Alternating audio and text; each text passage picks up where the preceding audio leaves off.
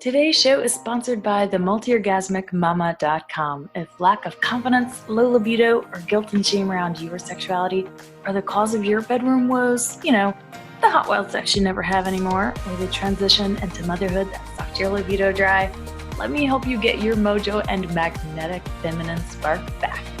Magic, miracles, total self-love, and multi-orgasmic bliss included. See you at themultiorgasmicmama.com. Hey, beautiful people. I'm so excited to share with you today the 10 myths religion taught you about sex that could probably be killing your sex life. This topic hits me at my core because many of these myths are ones that I got raised with, and I eventually had to find my own truth in the matter because I knew that they weren't true deep down. And it took a long time, a lot of coaching and therapy and deconditioning to really figure out what my truth was. Being raised Southern Baptist, there were so many things that I discovered to be, just not true when I got serious about revolving my sexual shame and guilt. And I didn't realize how much these things, these myths, were affecting my sex life until they weren't anymore. So let's dive in. The first myth is that women are responsible for men's sexual behavior. Religion, as you know, is mostly run by men, and religion makes women feel like they're the responsible party for men's sexual behavior. That's why most religions teach that women should dress modestly and all prim and proper. So basically, this myth perpetuates the boys will be boys mentality and lets boys and men off the hook of personal responsibility.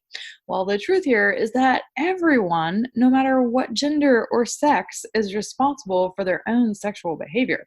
This planet is moving toward and evolving into a post-victim mentality society, whether you like it or not, where everyone takes responsibility for their actions. And yeah, we are very far from that, but religion is part of the reason why we haven't gotten there any sooner. And the reason that this myth is killing your sex life is because from day one, you were taught by religion that you were the original sinner in the Garden of Eden, if you're a woman listening to this podcast. And that makes you grow up with an unconscious layer of guilt. So when you associate your womanhood with guilt and responsibility for others, you're literally plugging the cap on your ability to feel alive and free in your own sensual and sexual nature. Women are also taught from religion, especially like the Bible, is that, if there are sexual problems in the relationship, then it's her fault. But maybe she's not doing it right or she's not putting out.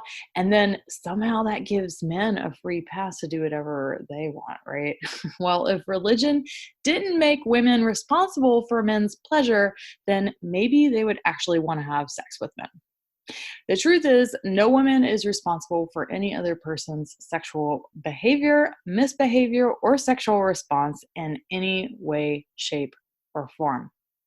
The second myth that religion taught you that could be killing your sex life is that the flesh and body is of the world and of the devil. This one is a complete conundrum for me because religion teaches that you shouldn't trust your body and its urges, or that you shouldn't go along with them unless you're married. It's totally okay if you're married, but it's not okay if you're not married. So basically religion says that your body is evil and it's wrong if you're not married, but when you are, it's okay. That's completely insane because even if God or goddess or what the fuck ever did create your body, then how could something that he or she created be of the devil and evil? How could, and how could the devil be either? Well, that's completely insane because even if God or goddess or whatever did create your body, then how could something that he or she create be evil or bad? Well, the truth is your body is a body and it's sacred regardless of your freaking relationship status. It doesn't matter. Your sexuality doesn't care what your relationship status is. And the sacredness of your body doesn't change based on relationship status. What I've found to be true for me is that my body has been a portal to discover my own truth in this world. And I have no doubt that it can be the same for you. The reason that believing this myth could be killing your your sex life is because if you believe that your body is inherently bad, you're not going to trust it. You're not going to accept it. You won't feel confident in it, and you won't feel free inside of your body.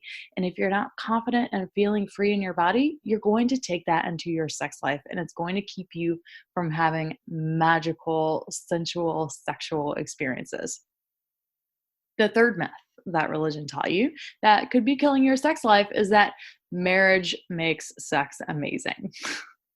Not gonna lie, many of the most miserable couples that I talk to are married. Yes, they are. Getting married will not magically make your sex life better. In fact, it often makes it worse if you don't put any effort to keep things exciting and fun.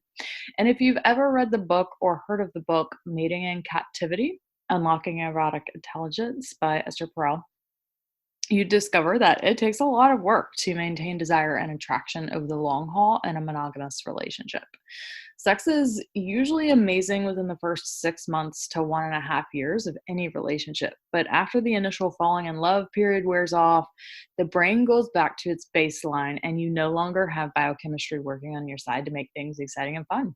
And you will actually have to put in the effort to make it exciting and fun yourself. So, no, getting married has nothing to do with the quality of sex. The work that you choose to put into improving your sex life and going the extra mile to make things fun and exciting does, married or not. The reason this myth is killing your sex life is because it makes you believe that once you get married, you won't have to put any effort or work into this part of your relationship. And it makes you think that if your sex life has gotten difficult or it's not very good anymore, then maybe there's something wrong with you, or maybe you're just not meant to be together, which is totally not the case, or probably not the case at least. The truth is, your sex life takes work too, just like staying healthy. You can't expect to not put any attention onto it and somehow it's just going to stay good for the long haul. So go out there and make the extra effort to improve your sex life by working with me and one of my coaching programs. The fourth myth is that homosexuality is a sin. It's hard to believe that people still think that the way they are born and wired could be inherently wrong and sinful. And it's even harder to believe that some people still don't believe that it's how you're born. And it's hard to believe that this discussion is still going on in some religious circles and that it's even not open for discussion in others. The truth is, you are attracted to whoever you're attracted to, and it doesn't matter if they're male, female, or intersexed.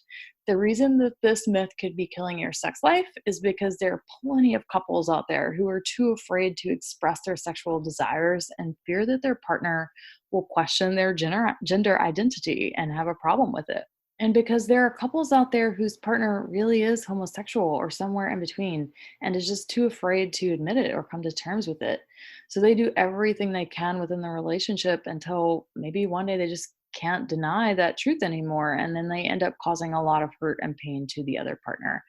One big fear that I often hear too is that if a man enjoys anal or prostate play, that might make him bisexual or homosexual. And that absolutely is not the case all the time.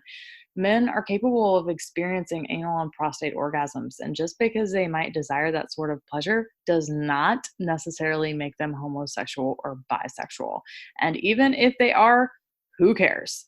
When you try and repress your desires and deny your truth, it can cause others a lot of pain and unnecessary heartache. So if homosexuality is a sin, then how in the world is repressing it and faking attraction not? Come on, people. This one you just got to move on from. No matter if you're homosexual, bisexual, queer, transgender, non-binary, whatever, no one gender identity is better than the other, and all are equally beautiful expressions of the vast range of sexual expression that we are capable of having on this planet. The fifth myth that religion taught you about sex that could be killing your sex life is that the less sexual you are, the more godly. This one is one that the church that I grew up in really hammered in. It's almost as if they wanted you to deny your sexuality and denounce it completely, because the more that you did, the more godly and holy you were. After I stopped going to church when I was 15, I'd heard that there were some mystical traditions that taught that you could become sexually enlightened through sexuality. Well, I wasn't sure where I had heard that from, except when I was in high school, I had to do a history project on a particular religion. So naturally, I chose Hinduism. And I believe that's where I first came across Tantra and this idea that, sexuality and enlightenment and sacredness were a thing. But when I finally started learning Tantra and discovering my own truths and what I believed in, it became clear to me that the more sexually expressed that I allowed myself to be, and the more acceptance I gave to my sexuality, the closer that I felt to the divine. When you try to deny, denounce, or get rid of any part of yourself, you actually give it power over you, and it often gets bigger and stronger. So if you're trying to deny your sexuality because it will make you more godly, well, good luck with that, sweetheart, because the last I heard, anger and resentment and self-hatred don't make you feel any closer to God either. The sixth myth that religion taught you that could be ruining your sex life is that menstruation, birth, and menopause are God's punishment to women. The opposite of this myth is what a lot of women are beginning to wake up to, and I could not be more elated about this. A couple of years ago, you would never have seen menstruation workshops going on in cities all over America.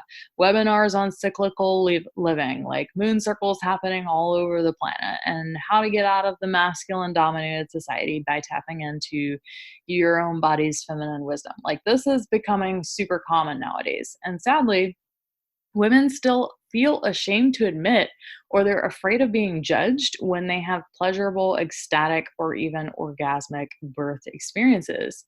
I remember being 13 and getting my period for the first time and having absolutely no clue what to do because my mom was so weird about it and she never talked about it to me. And it didn't help that I ended up not taking sex ed in the seventh grade because my mom didn't want me to. So thankfully, I ended up getting my period later than most of my friends, and I had heard about what would happen, and I'd read some textbooks. But it made me feel so confused about my body, and it made me feel like I should be disgusted by it, even though I really wasn't disgusted by it. And menopause, oh my goodness. Most women get taught the most insane things about all of their big life transitions. So instead of celebrating them and getting excited about them, most of us got told by religion that our bodies are just a medical problem waiting to happen, an inconvenient and painful, dirty thing that women have to endure so that they remember their original sin and remember how awful it is to be a woman. Wowza, they just could not be more wrong, y'all. When I decided to change my narrative about menstruation, birth, and menopause and ditch the religious bullshit stories, I discovered the wisdom of my cycle, even though it can be inconvenient at times. That's just a given. But there's so much wisdom in it, it's insane. I discovered the enormous power in my body from giving birth. Your body is so freaking powerful. And if you have ever birthed a baby, no matter how you have birthed that baby, my God, your body is so powerful. And I cannot wait for menopause, which I will be calling my second spring, by the way, because that's what it's going to be for me, a second spring and a time to call all of my power and my biological power and energy back for my creative pursuits, as opposed to my body spending all of this energy preparing to make a baby that I'm not going to have anymore. Well, religion would like us to think that these are all painful experiences that we have to endure. Like, oh, you just have to endure it. But women's not so secret bitches is that religion just hasn't caught up to the wisdom and the power of our witchy bodies, our mad power, and our witchy magical ways. And so be it, because we don't need them to burn us at the stake again. Number 7, the more people you have sex with, the dirtier, tainted, and unvaluable you are. Reclaiming your inner slut is just the antidote to this religious and societal gender-exclusive myth that we all need. If you still believe this myth and don't carry a sense of pride that you are a grown-ass woman who gets to choose who to sleep with or not, then babe, you've got some work to do. If you get still offended and you're not looking at people like they're crazy when they call you a slut, you've got work to do because men do it all the time and they don't have a problem with it. So why do we? I love how my days as a single mom have helped me to reclaim my inner slut. We all have an inner slut, and it is so liberating and empowering to reclaim certain words that have been used by religion and patriarchy to try and shame women for things that they have no business feeling ashamed about. Because what I found to be true for me is that the more men that I have slept with, the more compassionate I have become for the wider range of challenges and issues that we all face when it comes to our sexuality. And the more thankful I am for every single freaking man in my life that I've had the pleasure of being with and the unique expression of how he has chosen to adore me. So I am curious, religion, how does that make me dirtier, tainted, and unvaluable? The point is, it doesn't. Shame is nothing more than a really low vibe emotion that religion has imposed on you to try and control you and keep you within its confines. And they have done a really good job for most people. But if you really want to feel free and good in your sexuality and not take that shame to even the sanctioned bed of marriage, then you have to stop telling yourself that you should feel bad about how many men or women that you have slept with, because shame also has a way of needing to be fed. So it often gets you into addictive patterns and emotions that make you do things that you're ashamed of to feed the shame even more. Again, here we are with trying to repress our emotions and them just getting louder and needing more attention. Now, the eighth myth that religion taught you about sex that might be killing your sex life is that all men care about is sex. This is not true. I have talked with so many women who are the higher desire partner in their relationship, and I have always been the higher desire partner myself in all of my relationships. And it is super belittling to men to assume that all that they care about is sex. I truly believe that men are more sensitive than women, but that their sensitivity often gets squashed or repressed by their caregivers, their parents, whoever, that make them feel like they're less of a man for being sensitive and expressing their emotions. If this had never happened to them, though, I think that men would be so much more in touch with feelings and care more about intimacy and connection. And it's not that they don't care about intimacy and connection. Most of them just don't even realize that's what they're really wanting and craving deep down because it's so repressed. This myth could be killing your sex life because if you assume that your male partner only cares about sex, you are doing him and yourself a disservice by only having sex with him just to have sex. There's just so much more to sex than penis and vagina, or however other mix of genitalia you want to go there. So if that's all you think that he cares about, well, first of all, you're wrong. And second of all, you should probably consider communication and connection issues that you're having instead. Because if that's what you've come to believe about your male partner, then you are not communicating the deeper needs and desires clearly within your relationship.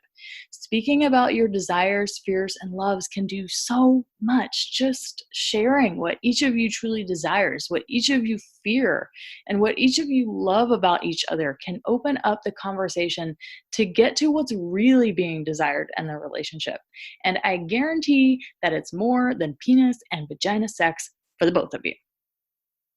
The ninth myth that religion has taught you that's killing your sex life is that it's a woman's duty to fulfill her man's needs. You're not your man's sex toy. You're not an object, and you're not responsible for anyone else's pleasure, satisfaction, or fulfillment other than your own. Sexual sovereignty is knowing that your body is for you. Your pleasure is for you, and you are responsible unto both. And this goes both ways. So if you make your partner responsible for your sexual pleasure and gratification and fulfillment, and then he doesn't fulfill it, you're likely going to feel some level of resentment toward him. And if he makes you responsible for all of his pleasure and you don't fulfill it, then he'll likely feel some level of resentment toward you. And resentment is a total libido killer if I have ever heard one. Now, the 10th myth that religion taught you about sex that is killing your sex life is that only certain parts of your body are meant to be used for sexual pleasure. If you haven't discovered the sacredness of all parts of your body yet, well, you are missing out on a lot of pleasure due to your own self imposed judgments. In Tantra, all parts of your body are sacred. The entire body is sacred. It is a temple for the divine to be expressed through you. And the body is a map of the divine itself. That's what the chakra system is all about. If you judge certain parts of your body as wrong or not worthy of pleasure or not acceptable for pleasure, then you know you have some body image and self judgment work to do. What I've found to be true is that all parts of your body are and can be sexual, and that all parts of the body are sacred. There's no need to separate the sacred from the sexy. And when I discovered that to be true for myself, that's when my pleasure and orgasmic capacity went through the roof. And I started experiencing all sorts of orgasms and multiple orgasms in ways that I didn't even know you can have. If you believe the myth that only certain parts of your body are meant for sexual pleasure, then you're cutting yourself off from a massive amount of pleasure and orgasmic potential available to you. Listen to episode 15 for more on that, what you might be missing out on. All right, people, that's a wrap for the 10 myths that religion taught you about sex that are killing your sex life. If you listened to those and you realized that at least one or two of them were still things that you might still believe a little bit, then just know that you can change that story with help. Head to www.themultiorgasmicmama.com and learn about my different programs and offerings to help you release the guilt and shame and the negative stories and conditioning around your sexuality so you can feel like the divine sex goddess or sex god that you are and that you were put on this planet to be. So much love.